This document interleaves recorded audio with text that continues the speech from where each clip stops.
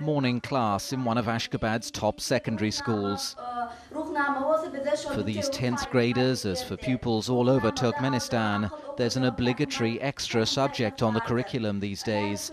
It's called Ruhnama, a blend of myth, history and homespun philosophy, written by the man who dominates everything in this highly authoritarian society. Ruhnama is a sacred book that was created by our leader, Saparmat Turkmenbashi, and from this book we learn about our culture, about our traditions that was basically lost during the Soviet Union times. In the bookshops, the president's 400-page treatise has pushed almost everything else from the shelves. Complaints by human rights groups that alternative views of Turkmen history are now effectively banned are dismissed by officials.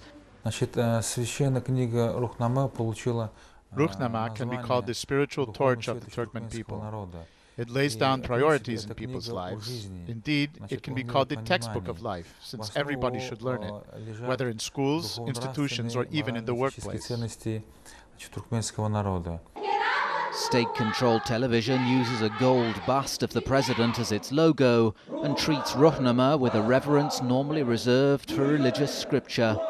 Muslim sensitivities have been carefully set aside to promote a work seen as representing a new form of national consciousness. When Soviet rule ended here more than a decade ago, Moscow's communist ideology went with it. What President Niyazov has done is to establish a new creed, one meant to bind the country together and to cement his own grip on power.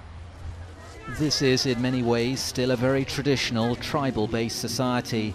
A strong theme in Ruhnama is the need to avoid conflict among Turkmenistan's powerful tribes and build national unity around the country's leader. Whether that's enough to excuse a cult of personality of sometimes comical proportions is open to serious question. It's not just the child performers on television who are instructed to praise the president. Academics and intellectuals are told to as well. For now, at least, a well-drilled society is doing as it's told. Simon Ingram, BBC News, Ashgabat, Turkmenistan.